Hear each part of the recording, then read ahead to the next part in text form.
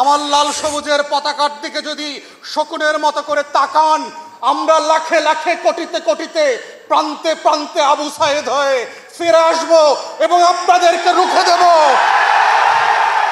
বাংলাদেশ বিক্রি করার জন্য জন্ম হয় নাই, লাখো শহীদের রক্তে গড়া দেশটা কারো বাপের না। কোন বংশের কাছে, কোন ব্যক্তির কাছে আমরা বাংলাদেশ বন্ধক দেই নাই এবং দেব না।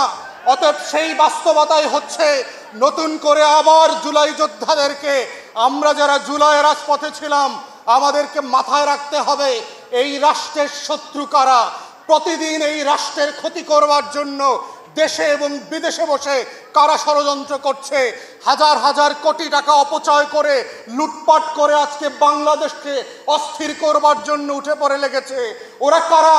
প্রতিদিন ফেসবুকে এবং ইউটিউবে বলবার চেষ্টা করছে আগেই তো ভালো ছিলাম, 40 বছরে এত মব দেখি নাই। এই সুশীলরা কারা? গত 16 বছর যারা কলম ধরে নাই। ওই গণমাধ্যমগুলো কারা? গত 16 বছরে কোনো অন্যায়ের বিরুদ্ধে যারা কলম তোলে নাই, প্রতিবাদ করে নাই, বরং গণভবনে গিয়ে, বঙ্গভবনে গিয়ে তেল দিয়েছে শুধু এই রাষ্ট্রের ক্ষতি করে। তাদের কলমে সেদিন কালি ছিল না, আজকে কলমে এত কালি কোথায় আসছে? এগুলো আপনার কলমের কালি না, এগুলো আবু সাইদদের রক্তে গড়া বাংলাদেশের রক্তাক্ত কালি। এই কালির সাথে বেঈমানি আমরা আগেও মেনে নেই নাই, পরেও মেনে নেব না ইনশাআল্লাহ।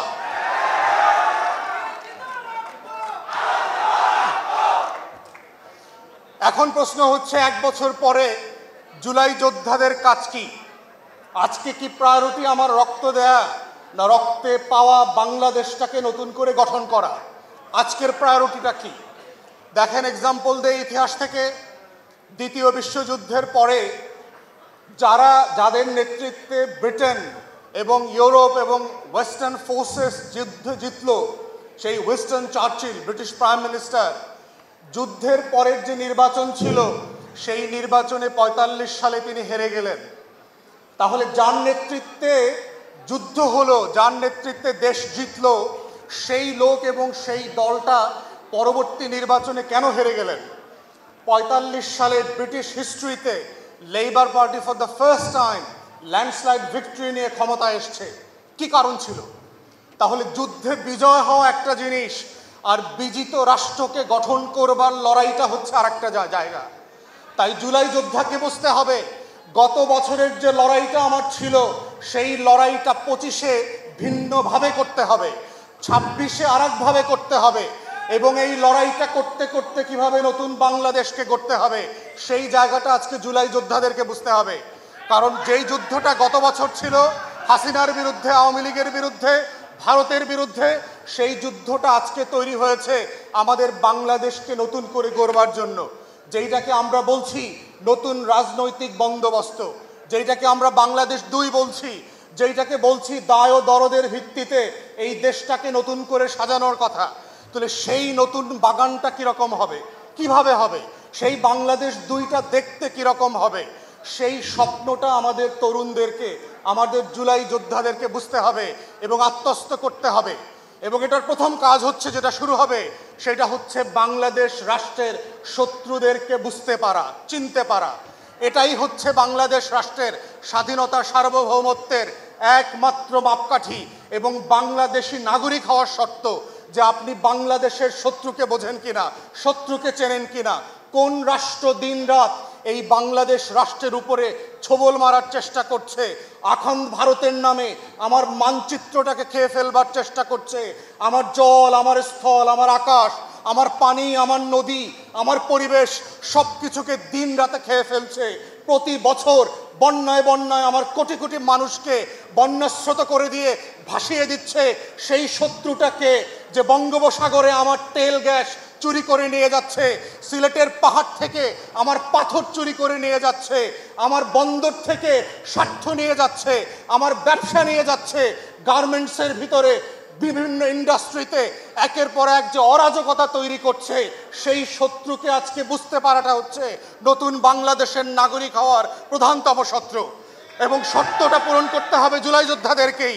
এবং শুধু ভারত না, ভারতের দালাল শত্রুদেরকে বুঝতে হবে, কারা কারা প্রত্যেক দিন ভারতের হয়ে বাংলাদেশে আমাকে আপনাকে বিভ্রান্ত করে, ভারতের পক্ষে কথা বলে, ভারতের বুদ্ধিজীবিতা করে, দিল্লির গোলামি শিখায়, দিল্লির চোখ দিয়ে বাংলাদেশকে দেখা এবং দুনিয়াকে দেখতে শেখায়।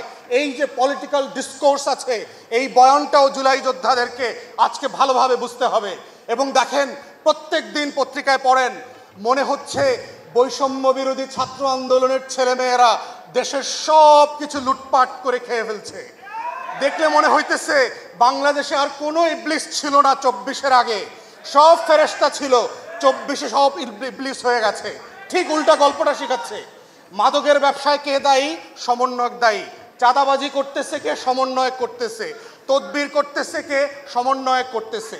অতএব এই যে নতুন অভ্যুত্থানের নেতা কর্মীদেরকে শত্রু বানানোর রাজনীতি চলছে, অতএব এই জুলাই যোদ্ধাদেরকে বুঝতে হবে সেই শক্তিগুলো কারা, সেই গণমাধ্যমগুলো কারা, যারা দিল্লির বয়ান কায়েম করবার চেষ্টা করছে, বাংলাদেশকে যারা নতুন করে স্বাধীন করেছে সেই স্বাধীনতার নায়কদেরকে প্রত্যেক দিন প্রত্যেক রাতে বাংলাদেশের শত্রুতে পরিণত করছে, দেশের জনগণের মুখোমুখি দাঁড় করানোর চেষ্টা করছে।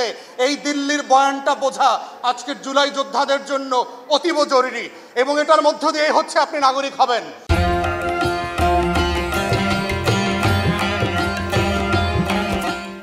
এটার মধ্য দিয়েই হচ্ছে বাংলাদেশ রাষ্ট্র আগামী দিন টিকে থাকবে কিনা সেই টিকে থাকার শর্ত তৈরি হবে। এবং সেই শর্তের ভিতরে শুধু বিদেশি শত্রু না, কারা কারা আজকে বাংলাদেশে মৌলবাদীদের উত্থানের গল্প শোনাচ্ছে, জঙ্গি উত্থানের গল্প শোনাচ্ছে, এই গল্প তো আমরা 2001 থেকে দেখেছি। যেই গল্পগুলোর মধ্য দিয়ে আমার মাদ্রাসার ছাত্র আলেম ওলামায়ে কেরাম বিরোধী দলের রাজনীতিবিদদেরকে গুম করার, খুন করার, আয়না ঘরে নেওয়ার বৈধতা তৈরি হয়েছে। যেই গল্পের মধ্য দিয়ে জিয়া পরিবারের সদস্যদেরকে গুন্ডা বানানো হয়েছে, চোর বানানো হয়েছে, হাওয়া ভবনের নাটক তৈরি করা হয়েছে। যেই গল্পের মধ্য দিয়ে জাতীয়তাবাদী দেশপ্রেমিক শক্তিকে কিভাবে একের পর এক মিথ্যা মামলা দিয়ে বাংলাদেশের রাজনীতিতে নাই করে দেওয়া হয়েছে, এই গল্পটাও আপনাদেরকে বুঝতে হবে। বুঝতে হবে গত 53 বছরের রাজনীতিতে নাটক, সিনেমা, গল্প, গান, ফিল্ম, ফটোগ্রাফি সব কিছুর মধ্য দিয়ে দেশপ্রেমিক মানুষদেরকে অপর করার চেষ্টা করা হয়েছে। যারাই দিল্লির আধিপত্যবাদ মানছে না তাদেরকেই জঙ্গি ট্যাগ দেওয়া হচ্ছে, তাদেরকে মৌলবাদী বানানো হচ্ছে, তাদেরকে হাওয়া ভবন বানানো হচ্ছে, তাদেরকে দেশের শত্রু বানানো হচ্ছে, তাদেরকেই পশ্চিমের কাছে গিয়ে বলা হচ্ছে বাংলাদেশে নাকি দক্ষিণপন্থীদের, মৌলবাদীদের উত্থান ঘটছে। এই চক্রান্ত হচ্ছে দিল্লির আলাপ এবং কলকাতার বয়ান। এই চক্রান্ত আমরা 2001 থেকে বারবার দেখেছি। বাংলাদেশের দেশপ্রেমিক শক্তিকে, গণ অভ্যুত্থানের পক্ষের শক্তিকে, জাতীয়তাবাদী শক্তিকে কিভাবে নাই করে দেবার বয়ান এবং বৈধতা তৈরি করেছে। তাই আজকে যারা জুলাই যোদ্ধা ছিলেন আপনাদেরকে বুঝতে হবে সেই শত্রুরা কারা, কারা কারা গণমাধ্যমে বসে পুরাতন বাংলাদেশের বন্দোবস্তকে ফিরায় নিয়ে আসার চেষ্টা করছে, কারা কারা প্রত্যেক দিন রাতে টকশোতে বসে জুলাইয়ের বিরুদ্ধে মতামত তৈরি করছে।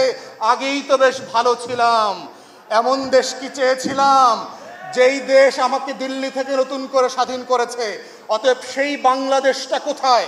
সেই বাংলাদেশটার আকাঙ্ক্ষাকে নতুন করে ধারণ করবার জন্য শত্রু আইডেন্টিফাই করা খুবই জরুরি। এবং তরুণদেরকে, শিক্ষার্থীদেরকে, তরুণীদেরকে, যারা শহীদ পরিবার, আহত পরিবার আছেন, আগামী দিনের বাংলাদেশ থাকবে কি থাকবে না এটা শর্ত হচ্ছে সেখানে। দ্বিতীয়ত হচ্ছে সংস্কারের আলাপ। আমরা যখন নতুন বাংলাদেশের গল্প বলছি, এই বাংলাদেশটা কেমন হবে সেটা ডিপেন্ড করছে আমরা কেমন বাংলাদেশ চাই।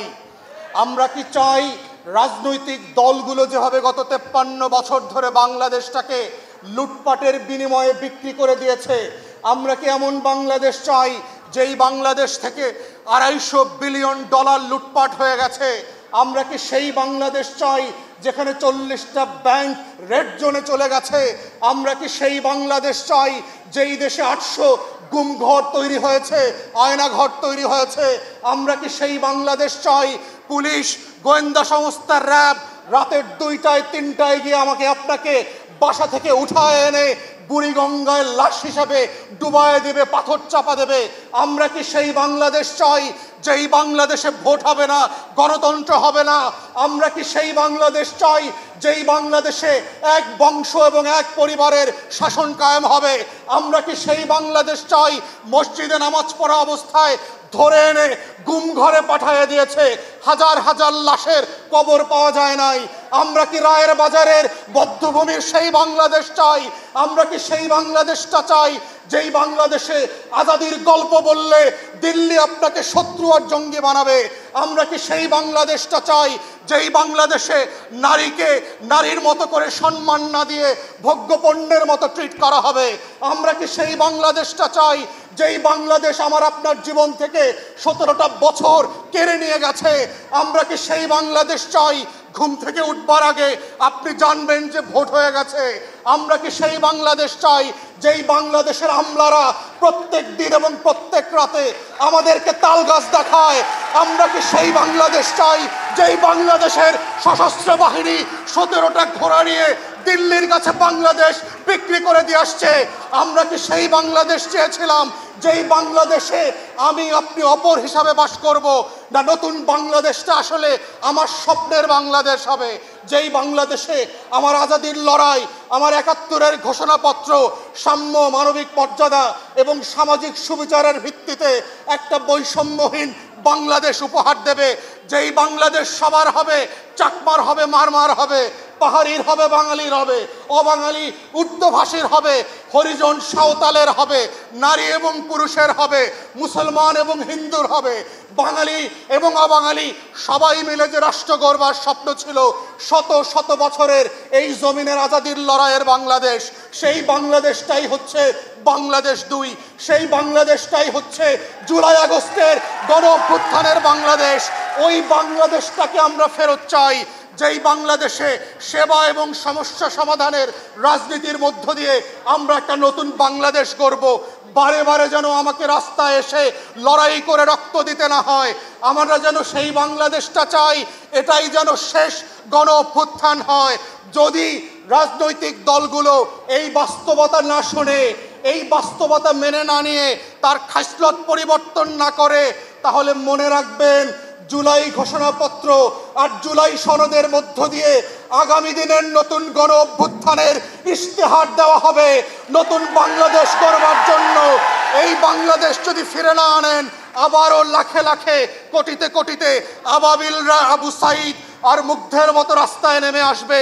আমরা চাই রক্ত দেবার এই রাজনীতি যেন শেষ হয়ে যায়, দেশ গঠনের রাজনীতি ফিরে আসে, সংস্কারের রাজনীতি আসে, যেই রাজনীতিতে দেয়ালে দেয়ালে যে আকাঙ্ক্ষার কথা, স্বপ্নের কথা আমার লেখা ছিল, তার প্রত্যেকটা স্বপ্ন যেন এই বাংলাদেশে আমরা সবাই মিলে বাস্তবায়ন করতে পারি।